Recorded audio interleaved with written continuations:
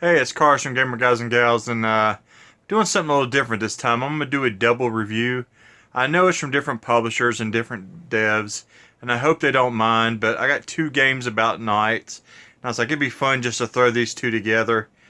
They're two totally different games. One's a dungeon crawler, and one's like a run and hack and slash type deal.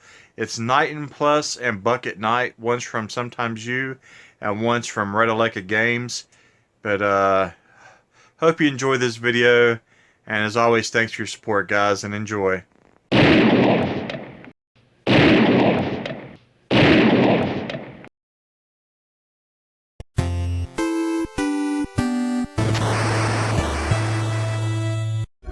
Hey, it's Cars from Gamer Guys and Gals, and this is a review for Knightin Plus. It's from Must Die Studios and Red Games, so you know, easy achievements. There's no difference with this one. Same thing. This is the first of two reviews. I had two reviews for games with Knight in the title, so I was like, why not make it a double? This one here is Knightin Plus. After I do this one, I'll be doing Bucket Night, and it's from Sometimes You. Both I had a good time with, but let's just cover this one first. It has that Legend of Zelda vibe, like the castles. This one you get 4 dungeons, and you have to figure out your way around them. There's different weapons you can find, like a sword that does a spin attack that's really strong. You can get some amulets where you can charge the enemies. Or you can get an amulet where when you charge it leaves fire on the ground.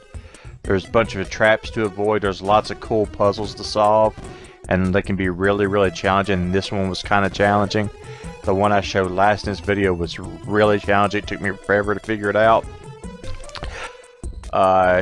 You start with 3 hearts, as you see at the top, and you'll find a guy that sells bottles in his stores, and when you buy those, you'll get heart upgrades. And you can also get magic upgrades because you can get a magic staff.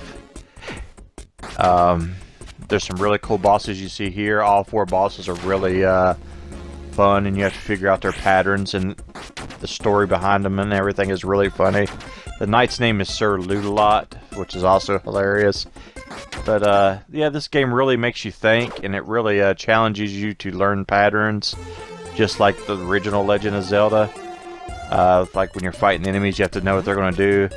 This one even more so, I believe, because the enemies all have like set things that they do, and they're all really cute looking and funny, and I just had a blast with this game.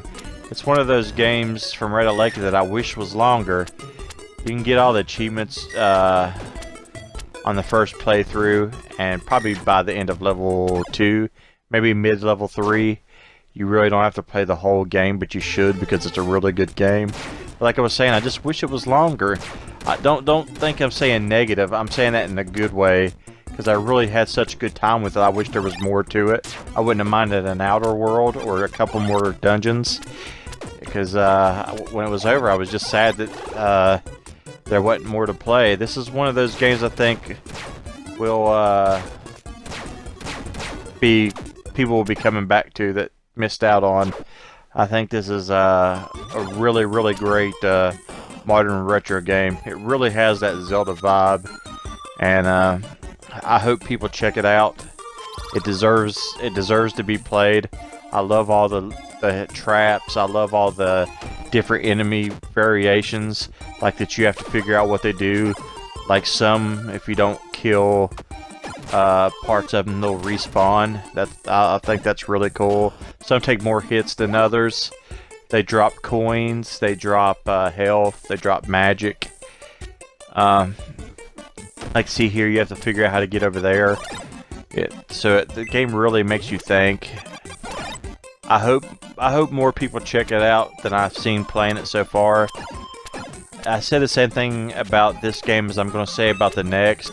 I think it's one of those games that speedrunners that are playing the NES games now, I think a lot of these people are going to be coming back to these modern console retro games, and they're going to be playing these in the same fashion as they're doing those, trying to speedrun and seeing how fast they can get them done.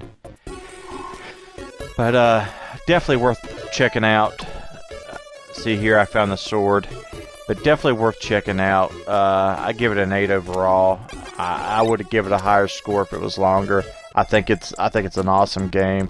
This is one of the harder puzzles in a game. This is the one that probably took me the longest to figure out. But I'll give you a hint. If you look through the levels, there's clues like on the floor that'll help you solve these puzzles. You don't just do like I did on the first one and just try to walk all over stuff. Actually look and pay attention and you'll find your way. But yeah, definitely thanks for the support, guys. 8 out of 10, and Bucket Knight's up next. Hey, it's Cars from Gamer Guys and Gals, and this is Bucket Knight from Pigeon Devs, and sometimes you. As you can see here, there's 25 levels that you have to complete, and you're on a quest to find the Holy Grail, because even knights have to pay taxes and alimony. So it's showing you here, there's no written stuff in the game, it's all visual. It's all 8-bit NES type style play. It's run and gun. You get a pistol, and pretty much what you have to do is shoot boxes and collect money. There's also like enemies that are there's a whole lot of different enemies. You'll collect apples too, and cherries and stuff like that if your health's low. And if you collect enough money, you can purchase new weapons. There is an AK you can get. There's a Gatling gun. There's a shotgun. And then when you get to the end of the level, you'll go through a little portal. I think I'm about to purchase the Gatling gun here. Yeah, here it is. This is the Gatling gun. This is the best gun in the game. I got it first. I wish I'd have got the other ones because I didn't really play with them much. Because once you get the Gatling gun, you really don't need nothing else. It's amazing. But here I am purchasing the AK. It's 5,000. The shotgun's 10, and then the Gatling gun's 15. I suggest just saving your money and getting the Gatling gun first, because it's definitely the best gun in the game. There's fruits that you can collect to restore your health, but there's also levels in the game with saw blades and traps that are one shot. But if you die, you just start at the beginning of the level. There's no real there's nothing that really, like, if you die, it doesn't really hold you back. It's a game I can see people speed running. Like, here's the levels that are like one hit where the saw blades chase you. It's really cool. It's a lot of fun. It's fast-paced action. I could see people speed running this game. I could see this being another one of those games that people come back to later that are sort of retro and get speed runs. Most people anymore are speed running like old NES games, and here soon, once these modern console games get a little older, you'll start to see these people going back and doing these modern retro. I look forward to that, because there's a lot of games, in my opinion, that went under the radar this gen because they were indie. I think indie, with this new gen, I think indie games outperform AAA games, really.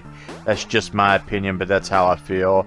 I think there's a lot more good indie games than they were AAA titles. Most of the AAA titles, I think, had major issues, like that took forever for them to get updates for. And right here's the saw blades. This is another one-hit level, and there's the spikes. But if you get hit, you just start over from the beginning. But like I was saying, I think the indie games have been really great this gen. I think sometimes you Redaleka, Merge, Wave Forward, a lot of these companies have brought out some really classic, underrated stuff, and I look forward to the days when these games get people coming back and playing them again.